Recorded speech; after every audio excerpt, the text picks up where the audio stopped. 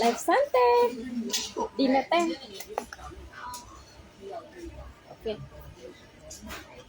Guys. Mari makan dinner teh. Aku berada di restoran Japanese, Jepang. Restoran London Wonton. Oke, ini saya pesen chicken noodle. Ini live santai ya. Bebas kalian kalau mau tanya-tanya, sambil tanya-tanya, saya akan jawab sambil makan. Oh. Oke.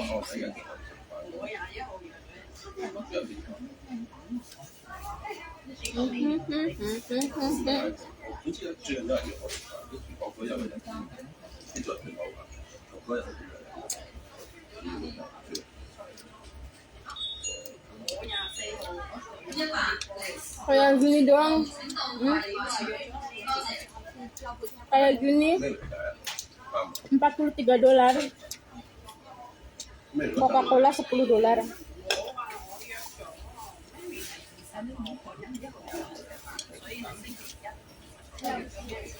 Rasanya masih enakan Indomie.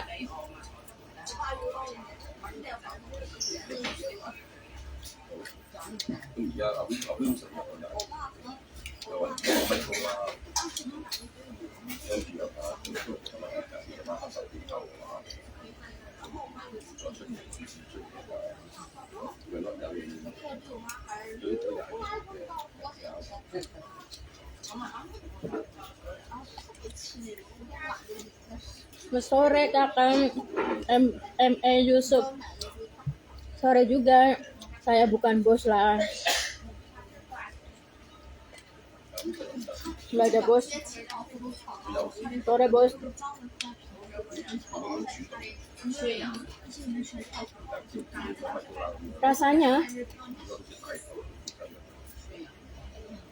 Rasanya lebih enak Indomie Indonesia guys, asli. Ini namanya chicken noodle Jepang. Chicken noodle Jepang. Ternyata rasanya lebih enakan Indomie Indonesia. Kita beli mie Indonesia ya, mie Indonesia rasa soto, rasa ayam bawang, rasa mie goreng apa gitu lebih enak loh asli.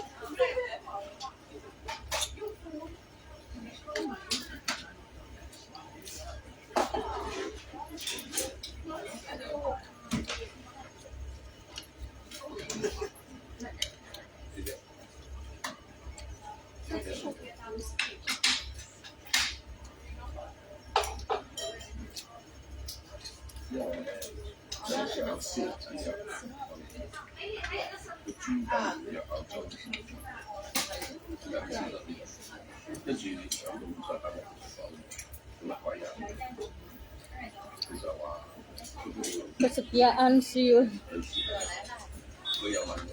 Assalamualaikum, selamat sore menjelang malam kakak. Waalaikumsalam. Mari makan ya.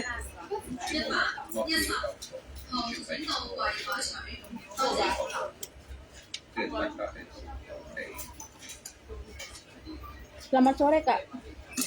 Jangan lupa makan ya. Udah enak banget. Nggak mau aku makan sayang ya, mau basir. Jadi harus aku makan nih.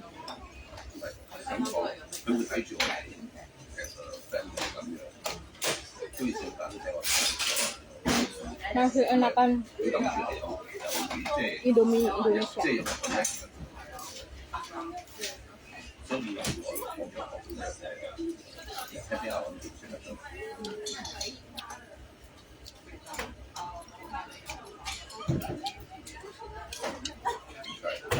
Hidup ini kenapa sih liku-liku banget ya?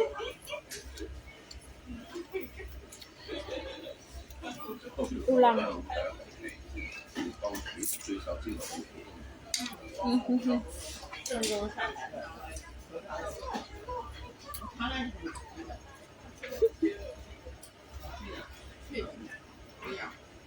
Ulang kan?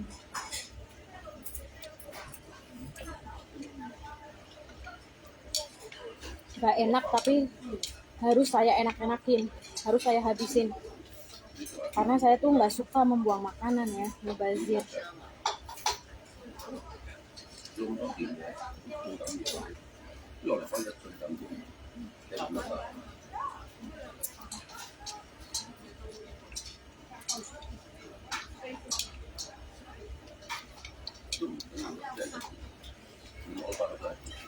Kalau dirasa nggak enak apa,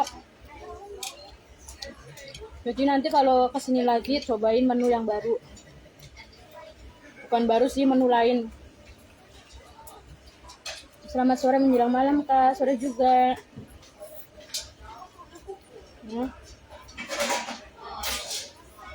Jadi ini saya pergi ke restoran ini udah berapa menu yang sudah saya cobain. Yang lain menunya rasanya enak. Kalau yang ini agak-agak sedikit nyesel sih.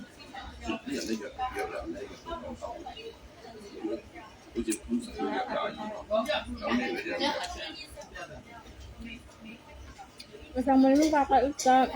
Waalaikumsalam.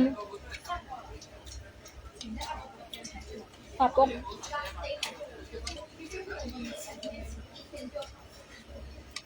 Makan apa Kak? Makan chicken noodle nih. Chicken noodle. Tapi ayamnya cuma 3 helai doang. Harganya $43. Ini restoran langganan saya guys, Japanese food. Jadi sudah beberapa menu yang saya coba rasanya enak-enak. Cuman ini doang nih, rasanya kurang cocok di lidahku. Jadi hanya tuh kurang dong. Mau cobain menu-menu yang lain, kebanyakan makanannya mengandung babi. Jadi nggak ini dong, nggak jadi. Jadi aku nyarinya makanan yang halal. Jadi setiap, namanya juga negara non muslim ya. Kalau negara non muslim itu kan pasti setiap restoran di luar orang Islam ya. Di luar orang Islam itu restorannya itu kebanyakan makanannya tuh nggak 100 halal ya. Jadi ada makanan yang mengandung babi, ada yang enggak gitu. Jadi kita harus hati-hati. Kalau mau makan-makan di restoran luar harus tanya-tanya. Tanya, dibaca. Kalau misalkan bahasanya Cina, bahasa Chinese ya. Kalau bahasanya bahasa Chinese, bahasa Jepang itu kan kita nggak bisa baca ya. Nah, kita langsung tanya ke orangnya. Bisa menggunakan bahasa Inggris, bisa menggunakan bahasa negara, bahasa utama negara. Nanti tanya, ini makanan mengandung ada babinya nggak gitu. Kalau dia bilang nggak ada, udah aman. Tapi kalau bilang ada, ya jangan pesen. Pilih menu yang lain. Nah kebetulan dari sekian banyak menu, ini doang nih yang nggak ada babinya. Jadi saya pesenin mual aku. Aku kalau udah bahas makanan ada itunya, mual langsung. Nggak tahu. Oh biaya ini masih banyak banget nih guys. Padahal isinya dikit banget. Selamat malam makan Kak Ica, malam juga. Padahal isinya dikit banget. Aku kalau makan ya, guys, aku tuh bukan nggak doyan ya. Aku tuh nggak makan daging kambing, nggak makan daging sapi. Oh biar itu nggak. Jadi dulu ya waktu di Cina, dulu pokoknya itu banyak banget dulu ya berita. Di berita itu banyak banget tuh heboh. Ada restoran daging manusia kayak gitu. Fobia banget aku guys. Enggak. You know? Jadi saya memang tuh dari kecil itu saya nggak makan daging sapi, nggak makan daging kambing. Tapi alhamdulillah ya, alhamdulillah saya tuh punya ternak kambing beberapa ini ya, beberapa kandang itu. Dan kambingnya habis buat apa? Habis buat kurban. Jadi setiap Idul Adha itu saya kurban kambing, kadang 2, kadang 3 gitu, tergantung. Jadi itu waktu itu ada kambing berapa kandang, 3 kandang kayak gitu, 3 kandang, tapi setiap kandang itu ada puluhan ekor gitu kan. Nah itu dirawat sama orang lain bagi hasil ya. Terus emang tujuannya tuh niat saya tuh dari dulu emang ternak kambing tujuannya biar setiap Idul Adha saya bisa kurban, dan alhamdulillah kesampaian ya. Setiap Idul Adha saya kurban kambing 2 ekor, 3 ekor kayak gitu. Dan itu berjalan bertahun-tahun. Dan kamu tahu nggak? Dari hasil, jadi kambing saya tuh habis hanya buat kurban. Saya sama sekali tidak dapat hasil dari ternak kambingnya. Hasil dari kambingnya itu habis buat kurban. Jadi setiap kepala ya, jadi kayak orang-orang yang belum akikah gitu, masuk waktu masih kecilnya kan, dulu zaman dulu susah gitu kan, saya ini kurbankan gitu, pakai kambing punya ternak saya gitu. Dan itu berjalan bertahun-tahun sampai pada akhir. Tapi yang untung itu yang memelihara kambing saya itu, dia untung luar biasa karena dia kan bagi hasil kan. Jadi 50% dia makan sendiri. Hasil dari itu dia makan sendiri. Kemudian yang 50% itu punya saya, tapi saya sedekahkan buat kurban gitu loh. Jadi selama saya punya usaha ternak kambing itu ada 3 kandang ya, 1 kandang itu ada puluhan ekor. Nah itu saya sama sekali tidak dapat hasil yang masuk di tabunganku, di ikamku, di rekeningku, nggak ada. Jadi semuanya masuknya ke kurban gitu. Habis. Selama siapa? Kak Risma makan apa, Kak Ica? Ini Kak makan apa sih namanya? Chicken noodle. Kak Yesti aja, selamat malam Kak Ica malam. Nah jadi ini saya mau cerita ya guys. Ini mau cerita berdasarkan pengalaman saya. Nggak tahu, kayak koneksi aku sama Allah tuh nempel banget. Jadi gini, ini kisah beberapa tahun yang lalu ya.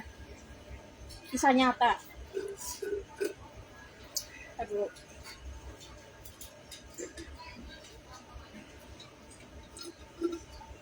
Musim dingin tapi bawahnya tuh pengen minum dingin terus. Habis. Rifano Putra malam, kayak Ica malam juga. Oke guys, lanjut ya. Ini sharing after tahajud ya. Jadi ini kisah nyataku beberapa tahun yang lalu. Setelah sholat tahajud itu saya pernah berdoa yang dimana, ya Allah saya tuh pengen banget deh punya usaha ternak kambing biar setiap Idul Adha bisa kurban gitu kan. Nah besoknya itu besok sorenya keluargaku nelpon aku. Ada tetangga desa mau menjual kambing sekalian 1 kandang tuh ya, 1 kandang mau dijual gitu. Nah ibuku nelpon tuh sorenya tuh dia bilang gini, itu ada si A mau jual kambing 1 kandang gitu, isinya segini, isinya 10 berapa puluh ekor gitu, harganya ini berapa puluh juta gitu pokoknya gitulah ya. Ini privasi, masalah harga ini nggak boleh di ini. Oke. Nah habis itu aku langsung malamnya saya doa seperti itu, malamnya sepertiga malam saya doa seperti itu, besok sorenya langsung dijabah, langsung dikabulin sama Allah gitu. Nah udah deh, saya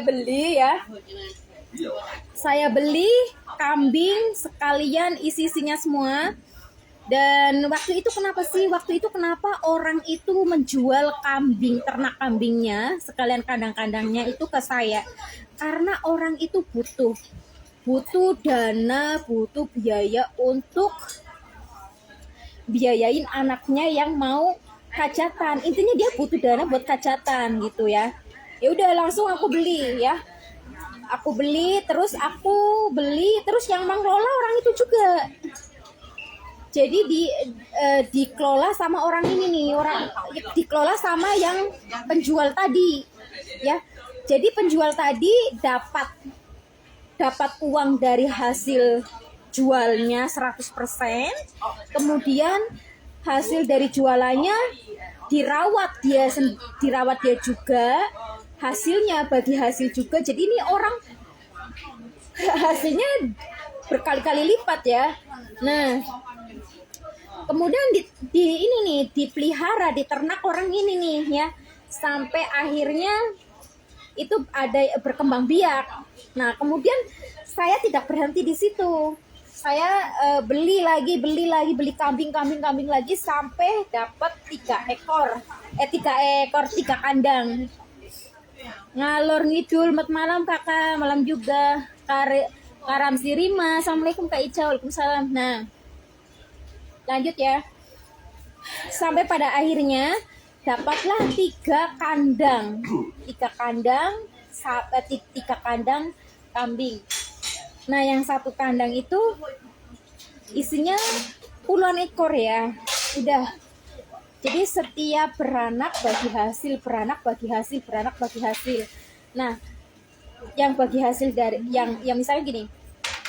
Hari ini kambing ternak saya beranak 2. Nah, yang merawat dapat 1, saya yang pemodal, saya yang ngasih modal, saya pemiliknya dapat 1. Nah, kemudian yang ini yang merawat dia dijual, dapat uang. Saya tetap jadi kambing ininya. Kemudian nanti saatnya Idul Adha tiba, diambil. Setiap Idul Adha itu diambil 2 ekor, 3 ekor buat kurban. Jadi setiap saudara-saudara saya yang belum pernah akikah atau belum pernah kurban, itu saya kurbankan pakai ternak kambing saya. Jadi selama saya menernak kambing bertahun-tahun, saya tidak pernah mendapatkan hasilnya sedikit pun. Kamu tahu nggak hasilnya apa? Hasilnya saya buat kurban. Nah itulah. Jadi kalau kalian kadang aku ini orangnya sarkas ya, maksudnya kata-katanya keras gitu, tapi hati aku tuh nggak sekeras nadaku kayak gini guys.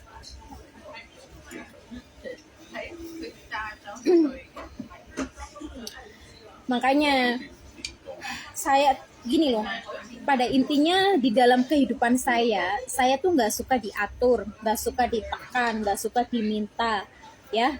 Kenapa? Karena saya hal-hal seperti itu sensitif. Jadi biarkan saya sedekah sendiri berdasarkan niat hati, biarkan saya memberi sendiri berdasarkan hati.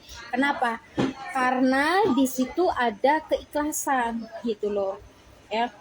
Jadi saya tidak akan pernah mengeluarkan harta sepeser pun jika diminta dengan paksa.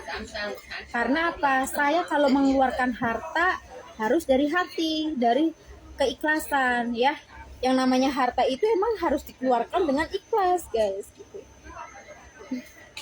Jadi kata-kata saya ini memang nadanya keras ya. Nadanya keras gitu ya. Tegas gitu. Emang kayak gini guys. Karena saya tuh masa muda saya sudah dihabiskan di luar negeri. Artinya karakter saya, mental saya sudah dibentuk ya. Sudah dibentuk di hadapan berbagai tipe karakter orang. yang galak, yang ramah, yang judes, yang jahat, yang busuk, semuanya sudah pernah aku temuin orang-orang seperti itu ya. jadi keadaan lingkungan yang membuat saya jadi orangnya keras gitu, bukan keras yang kayak gimana, tegas gitu ya. Jadi aku nggak bisa ngomong kayak slow kayak gitu, nggak bisa ya, ngomongnya tuh emang tegas gitu. Jadi emang udah terbentuk lingkungan gitu. Ini aku sebentar ya guys, 30 menit. Oke, jadi seperti itu ya. Jadi kalau orang yang nggak kenal saya dan saya juga tidak kenal orangnya, jangan suka memfitnah saya yang macem-macem ya.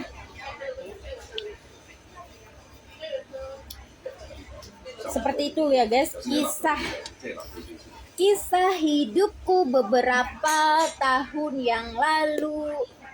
Orang-orang itu ya, orang-orang itu usaha apapun pasti ingin mendapatkan hasil, ditabung, ditumpuk hartanya, bla bla bla. Kalau aku enggak, hasil dari ternak aja aku masuknya kemana? Masuknya ke kurban setiap tahun, kurban.